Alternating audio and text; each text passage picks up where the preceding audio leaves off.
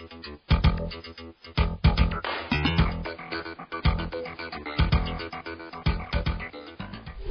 again, my name is Claudia and this is Market News. There may be some changes taking place in the military soon. Admiral Mike Mullen recently spoke out saying that he believes gays should be allowed to serve openly in uniform. Mullen also believes that the infamous don't ask, don't tell policy, which has been in effect since 1993, should be abandoned. Senator McCain, on the other hand, doesn't quite see things the same way and calls a year-long assessment on how the military would lift its ban biased. General Carter Ham and Pentagon Counsel Jeh Johnson have been selected by the president to head this assignment, which would change the grounds for dismissal for homosexuals. As the rule stands now, men in the military can be dismissed for having homosexual conduct, even if they don't tell anyone. More than 10,900 troops have been dismissed under the policy. 619 were let go in 2008 alone. It is not clear yet whether this ban will be overturned, but it is clear that President Obama is taking a serious look at making some changes. Bernie Madoff's finance chief will also be making some changes in the near future, now that he has agreed to give up his New Jersey home. Frank DiPascali is allowing his home to be sold so the money can be given to those that were cheated by Madoff's schemes. DiPascali pleaded guilty to helping Madoff cheat thousands of people out of billions of dollars and is also cooperating with investigators. His home includes a home theater system and expensive gym equipment. Every asset in his home is being fortified to help Madoff's victims. The Federal Reserve is trying to help people that are a little short on cash. It recently announced that it will hold the rates at record lows in an attempt to encourage economic recovery and an improved job market. While all members of the Federal Reserve did not agree with this decision, Thomas Honig believes that economic recovery has been positive enough. The Fed will move forward with this plan and keep its range for bank lending between 0 and 0.25%.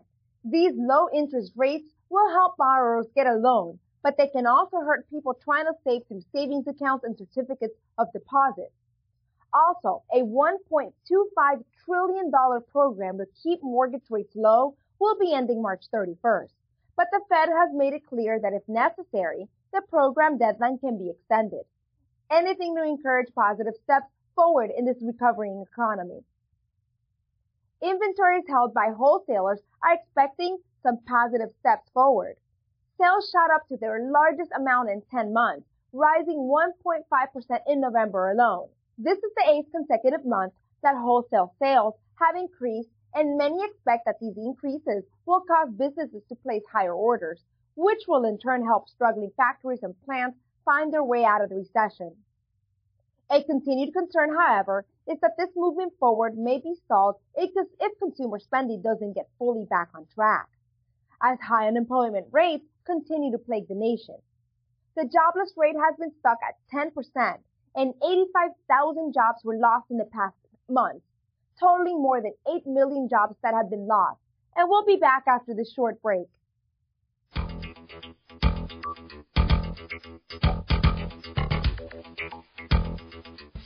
Greenstock is holding their first annual Greenstock Concert and Expo. The stage and exhibitor booths will be powered by solar and biofuel technology. Companies will be able to feature their company's products and technology to local homeowners and socially responsible communities. To become an exhibitor or for more information about Greenstock, please call our toll-free number at 1-866-216-8814 or visit greenstocksrock.com.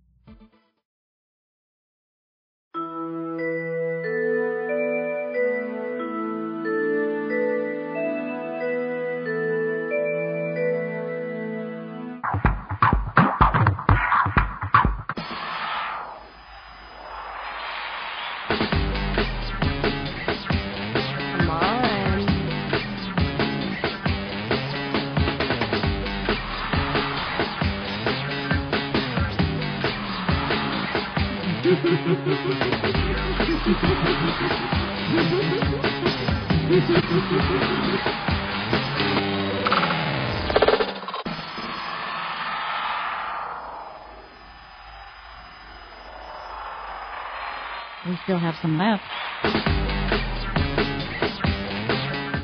Soap, the all-natural and long-lasting personal lubricant.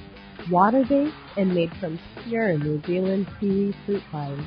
Add a touch of silk to your life by visiting silkusa.com today.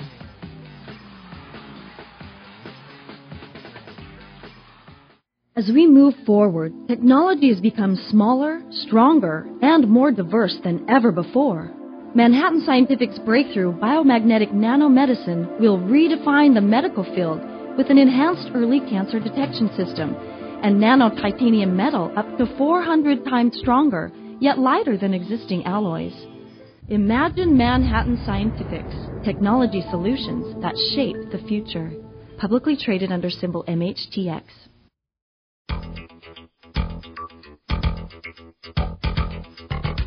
And we're back.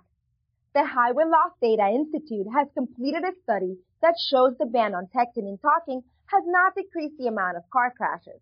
By examining the number of claim rates, the Institute was able to investigate the number of accidents and compare those figures to states that have not implemented the ban. Apparently, the group's results were unexpected and considered a mismatch.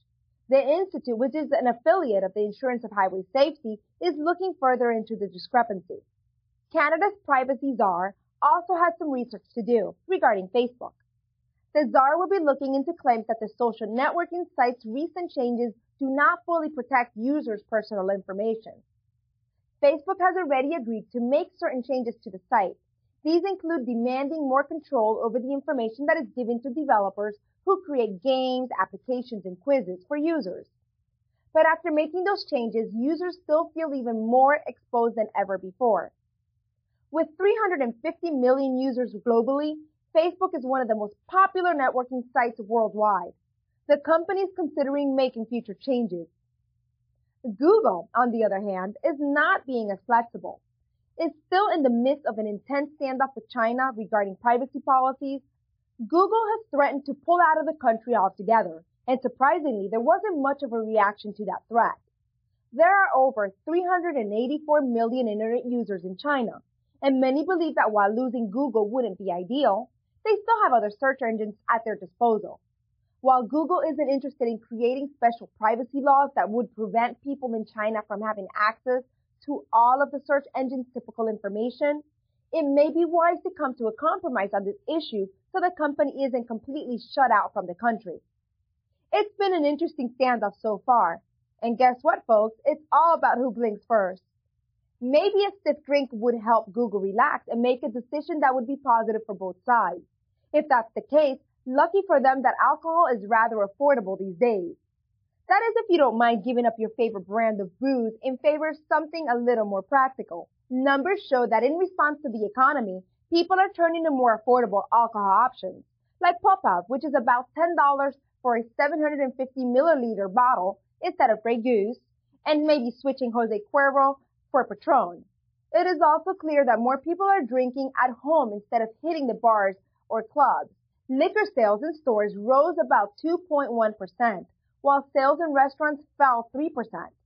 Sales for some of the cheapest versions of tequila rose a staggering 21%. It's clear people still want to relax and enjoy their favorite activities, but being smart and saving when you can is definitely a must. What franchises went bust and who rose to the top during this ever-ending recession? And there are plenty to choose from.